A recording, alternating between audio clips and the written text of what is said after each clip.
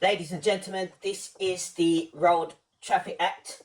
For anyone who has a car and has been stopped by police under this act, this information is imperative for you to know. So let's get something straight.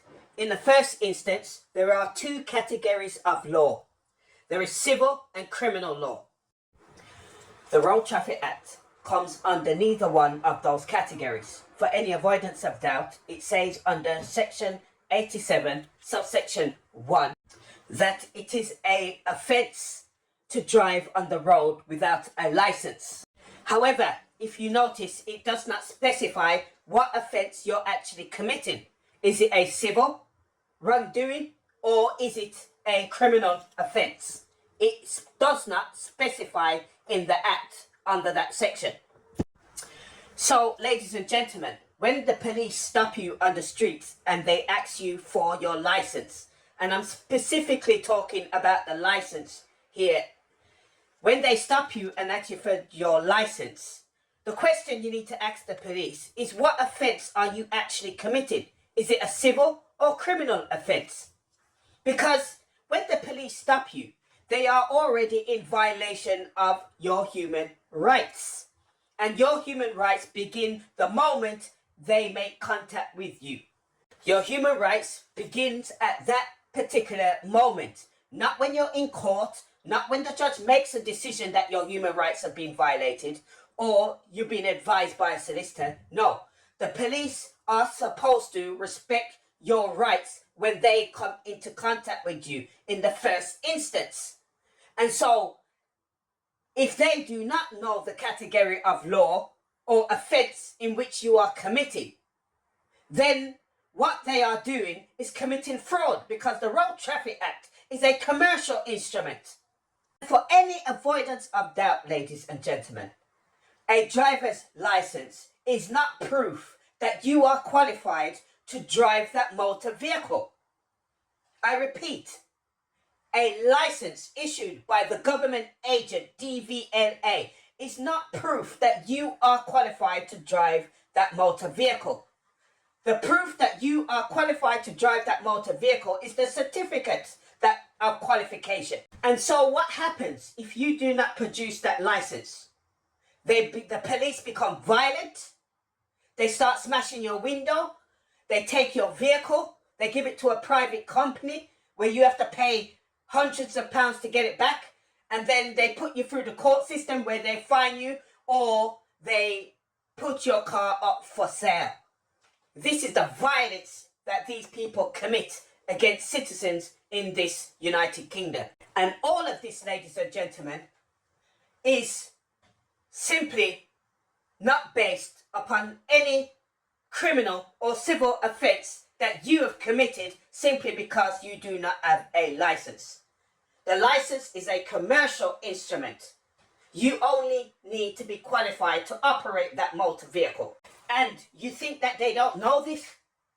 They know this full well. That's the reason why they get violent when you start to question their authority. So there you have it, ladies and gentlemen. This is proof that the Road Traffic Act is not law.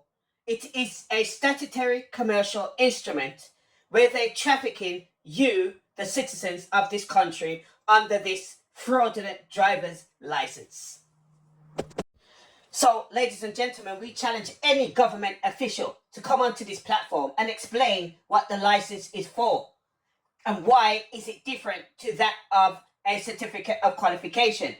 Why do you need both? Ladies and gentlemen, don't hold your breath, because they will never come onto a platform such as this and explain the driver's license, because they would be admitting openly to their fraud. To conclude on this subject, the fact of the matter is, when you apply for a provisional license, you have to pay a certain fee. However, that provisional license does not qualify you to operate a motor vehicle or any type of vehicle. It is the certificate of qualification that qualifies you and not the license. And just in case anyone wants to test us, ladies and gentlemen, if you drive on the road with a provisional license without a qualified person next to you, what will happen? The police will stop you and remove you from that motor vehicle. So the question is, ladies and gentlemen, why are you paying a large amount of money for a license when that license in and of itself does not qualify you to operate a motor vehicle? The next time the police stop you on the streets and ask you for your license, ask the police, are you being forced to provide that information, or is it by lawful authority? If this police constable says it's not by force, but it is by lawful authority, then ask this person, what category of offence are you committing if you do not provide this license? We accept that one should be qualified to operate a motor vehicle. However, the license doesn't seem to serve any purpose except commercial interest. And as we said before, the Road Traffic Act is a commercial instrument. That is the meaning of trafficking. And they are trafficking you, the people. In which case, ladies and gentlemen, they have stolen your right to travel freely on this land without hindrance.